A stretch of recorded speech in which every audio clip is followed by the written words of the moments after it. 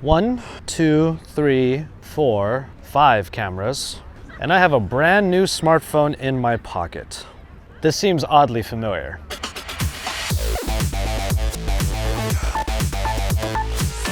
Hey, it's Joshua Vergara from Android Authority. What's going on, everybody? And in my hands is the brand new LG V20, newly announced and available soon. The whole idea behind the V20, as it has a different design from the V10, is that it is made from metal that is recycled from airplanes. So this is military level protection on here. And if we take this back cover off, it actually feels incredibly durable. This is a very solid backing, and well, we're going to put it to the test in our traditional drop test, where we drop it on its back and then onto one of its sides, typically the bottom here. And then of course, the last one where we might actually see some problems, dropping it on its face. Back test coming up in 3, 2, 1. Oof.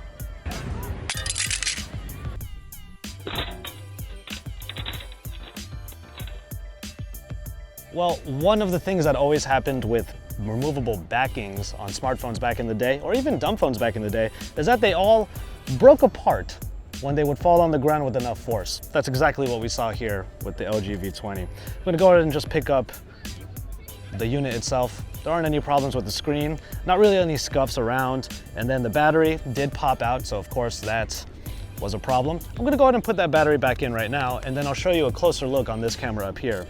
So the good news is that the phone is completely intact. There weren't any scuffs or anything that really damaged the device. We do have a little bit of blemish right here, but it really isn't a whole lot to, let's say, get a little bit too antsy about.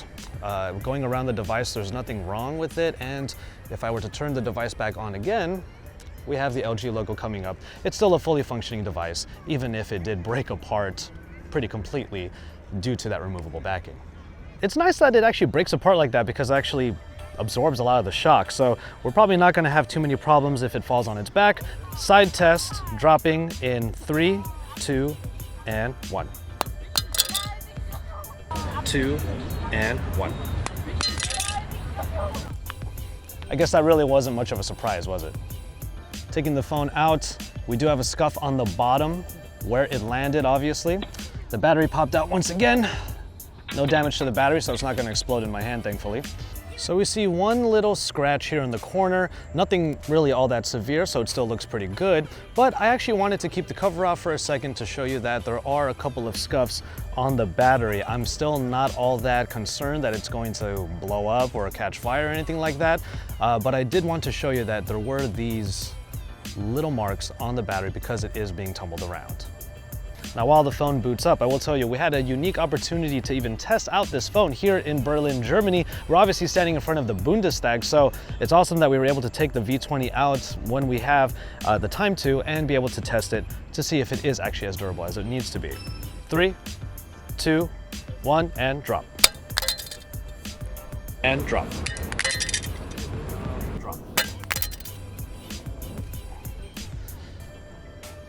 Well, the back popped off, but thankfully the battery stayed in. So hopefully I'll have that shot for you.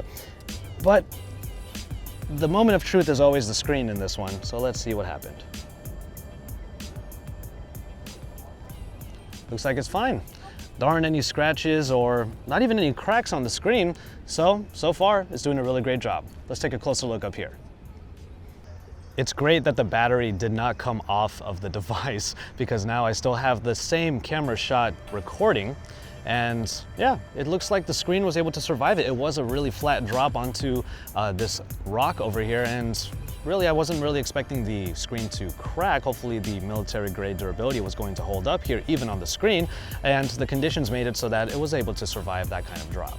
But we're gonna take it up a notch. After all, we really wanna see just how far this can go, and maybe in the future we'll do even more extreme testing on this, but for now we're going to just up the ante by upping the distance.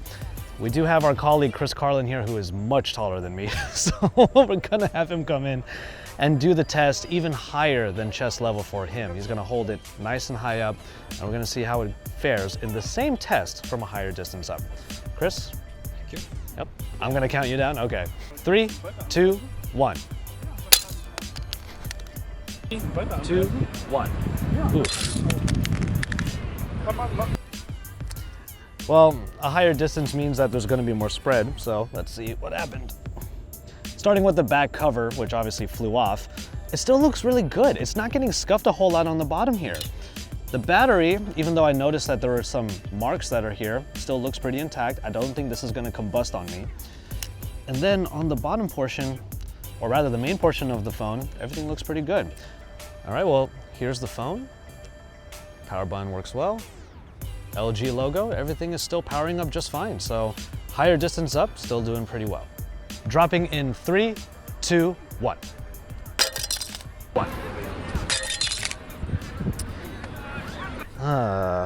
These explosions are becoming very commonplace for us. So the bottom portion is what we dropped it on, obviously, at a higher distance up. Gonna take a look at the bottom, and it is getting more scuffed, but still nothing to really get all that worried about. There's one really good scuff right here though, but that just means that all of the shock made the phone explode out. That's the wrong term to use. It made it break apart. I'm mainly worried about the battery because it keeps having to brave the elements and scoot around, but it looks good still. And we'll go ahead and pop that back in. And finally, the back cover still feels really good. Works perfectly fine, but now the final test, one more drop onto its face from about this high. Is that really your height? I can go a bit higher than that. Okay, you can go a bit higher than that. Final test on its face, dropping in 3, 2, 1.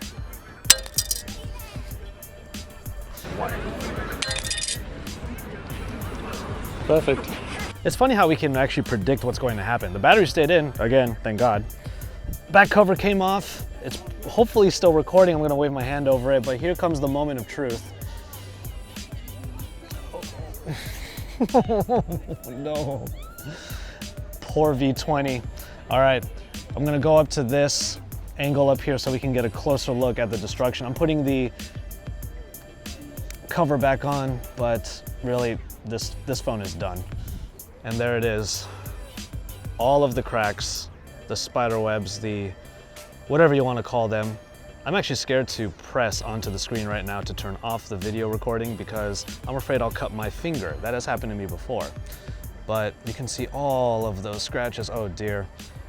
Well, of course, from a good enough impact and a good enough distance, the screen will shatter, and that's exactly what we were able to do in this drop test here. Well, unfortunately, we were able to crack the screen of the V20, but the rest of the body, it did a really good job.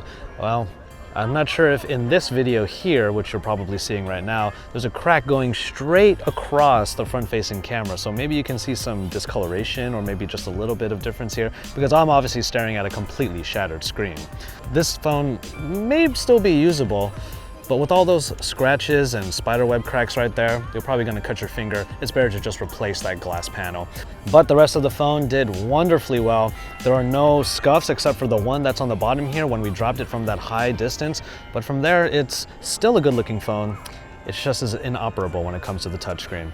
Well, that's our test, at least this particular durability test for the LG V20. We have a lot of coverage of the LG V20 here at Android Authority, and you can make sure to check that all out at androidauthority.com and beyond in our YouTube channel as well. We have comparisons, our hands-on, and we're going to have your full review available soon here at the YouTube channel. Subscribe to this channel if you haven't already, and remember to stick around for more about this and also about IFA 2016, of which we just left. And you can find even more because we are your source for all things Android.